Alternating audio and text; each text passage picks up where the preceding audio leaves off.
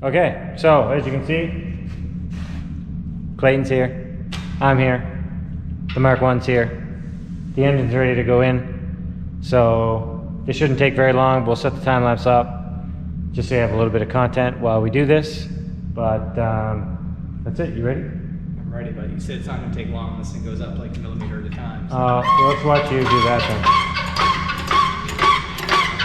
See the triceps? then. No, we're gonna skip that.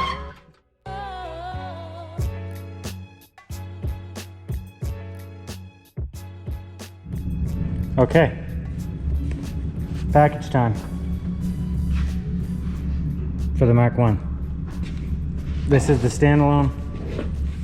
If you guys think you know what it is, comment below, but let's open it up.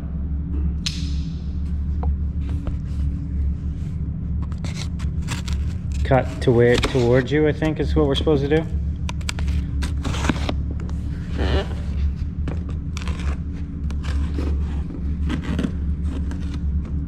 It says where it's from on the box, so I'm trying to stand away from it a little bit.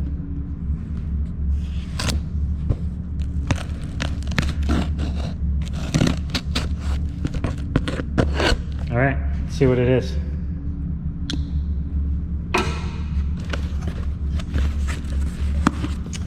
Ta-da!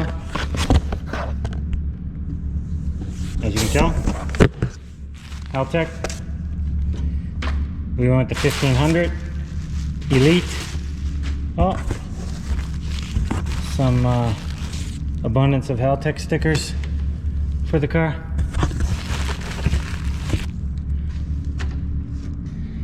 And what we went with actually is the AWP plug and play harness. So this, for all you 1AT guys rocking Mark IV Golfs and Jettas, this harness adapter will work directly with their 1500 Elite ECU and plug directly into your Mark IV and make the dash work and everything. So if you're tired of dealing with stock ECU and flashing programs, stuff like that, there's a couple, but this is one of the plug and play options for the 1AT. So we're switching the throttle body to drive-by-wire. The pedal's already in the car. We didn't talk about any of this yet. And we have an AWP harness going on it now. And that should pretty much do it. This should be very, very close to as close to plug and play as you can get with standalone. So I'm gonna put the camera down for a second and open this up. Okay, so the harness, the adapter harness, I should say. So this is basically to go from your stock harness to the stock harness to the Haltech ECU. So very, very simple plug and play kit for the Mark IV stuff. And here's the ECU. So again, this is the Elite 1500. We're going to be able to do so much stuff with this thing. Like, there's some traction control options, there's suspension travel, we can monitor tons of stuff as long as we, you know, wire in the sensors to do so. But pretty small unit, all in all. It's going to be easy to hide in the car. And this is going to bring so much more functionality to this car than we ever had with you know, it's not going to need launch control or rolling anti-lag or anything like that, but we even have the option to put to hook a GPS unit into it so we can actually monitor our track times without having to deal with any weird apps or anything like that. It can all be done through the app and the software that the Haltech comes with. So we're going to show you more about this as we start wiring it up and get the car up and running and stuff. The funny part about all this stuff is I told Clayton that I would buy the ECU and the harness basically for the shop, and that we could use it in his car because really it doesn't get used all that often. But really, I bought it for Clayton. So Clayton doesn't know this yet, but this stuff is just all for this car. So thank you, Clayton, for all your help. And we'll get to wiring this car up now. Okay, one thing I forgot to mention, We are obviously a Haltech dealer. If you got any questions or comments about how to set this up on your car, you're interested in putting it in your Mark IV Golf Jetta AWP, by all means hit us up. The link for the product will be down in the description below. We'll have it listed on our website, this specific one. So yeah, back to it. Okay, so we're getting close to getting this thing on the dyno. Clayton got all the wiring done. He might have talked about that last night while I'm not here. However, when he was assembling the head, he forgot to put in the cam solenoid for VVT. So I got to take it all apart now. I'm gonna get started before he gets here and get that in there so we can finally get it on the dyno. So what are we fighting with actually? Well, an hour and a half to change an O2 sensor. So really what we're trying to do is just move. We had a spot way up here where the O2 sensor was. We're going to move that down here so we can put another O2 sensor up there while it's on the dyno for monitoring things. But Clayton got lazy when he took the other one out and just cut it and left it in there. And obviously when we went to take it out for real, it pulled all the threads and wrecked everything. We dropped that. So now we had to chase it out, and which took way longer than it should have. But we're working in a little bit of a tight spot. So now the O2 sensor for the ECU is here, and then the one for the dyno will be accessible from the top. The shirt got tighter over the summer. Tighter, yeah. You've owned it for 4 years and it just shrunk in the wash this summer? Weird. It must have been the humidity in the air or something. Yeah. Okay, so we're done underneath the car. And we got a few more things to wrap up, but we're getting closer and closer to getting it on the rollers.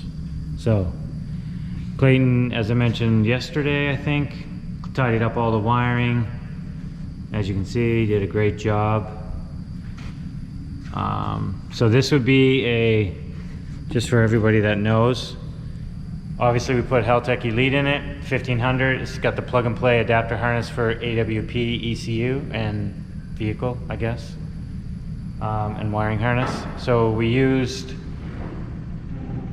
an AWP wiring harness and engine side, and then we thought we had a 1AT body harness, but anyways, we had to do a bit of messing around to get everything to work for this specific application because we didn't have quite the right wiring harnesses, but we made them work. Just repin a few things and everything is working as it's supposed to. So, and on a stock car, which isn't like a full race car, I guess, or a track car, you probably want to get the proper body harness because we got rid of a lot of stuff. Yeah, on the that plug and play adapter harness is for an AWP engine and harness and all that stuff. So in most cases you're just plugging it in, but in this case we had to make it work.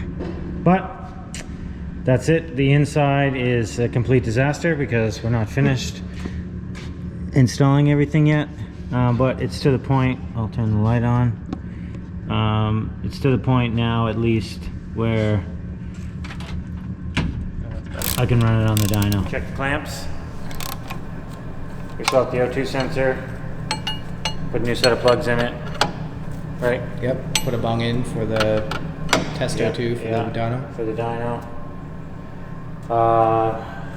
All oil's been changed, it's already been run. We did start it. It had a cam trigger error problem that we fixed. We did, Clayton had the first kind of start that we had with it on the new ECU. We fixed that problem, and the car's been brought up to temperature and the oil's been changed. So now Clayton's gonna jump in it, unless there's anything we're forgetting. I don't know. We'll find out on the dyno. No. So, new engine, right? Yeah. It's a 1AT I had here. Yeah. The same head, And remember in one of the videos when we first went over this before our track day, I was like, I built the head, and you're like, no, you didn't build the head, you put the head together. Well, now it has a built head. No, it's not built. Semi-built. It's got upgraded valves and springs in it. Upgraded exhaust valves and springs. It's built enough. Doesn't have cams. Doesn't have intake valves. It's cams. Stock cams. So, IE rods, is that what's in it? Yep. IE drop in, no, IE 20 mil wrist pin rods, right? Because AEB pistons. Yep. Yeah, and then the ECU. So basically the same engine setup, turbo setup. We can rev it a little higher. New computer, fresh engine, although it all looks the same as before. And it's time to get to it, I think. So Clayton, get in it, fire it up. All right. Now, will it start? Will it start?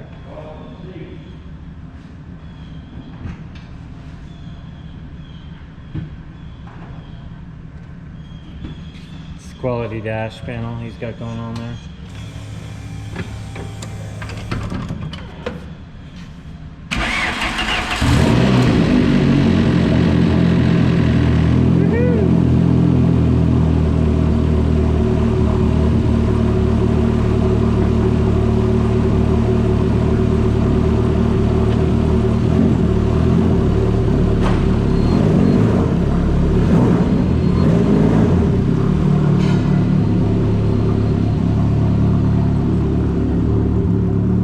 So there's lots for me to do still to this thing.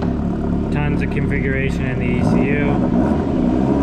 It's going to be a lot of time on the dyno. So the question is it going to make it to the track day, which is in 2 days, which is our last day of the year. Okay, Clayton drug me out of the car to do an outro.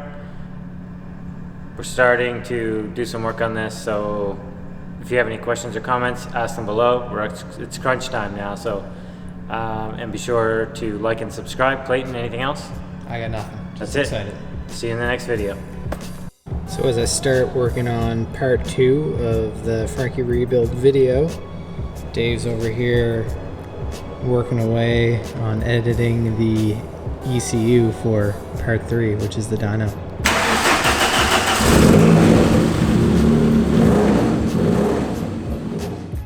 Oh, 0 battery.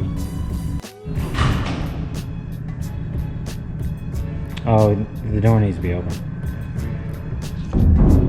Open the door, Clayton. Just in a Ziploc bag.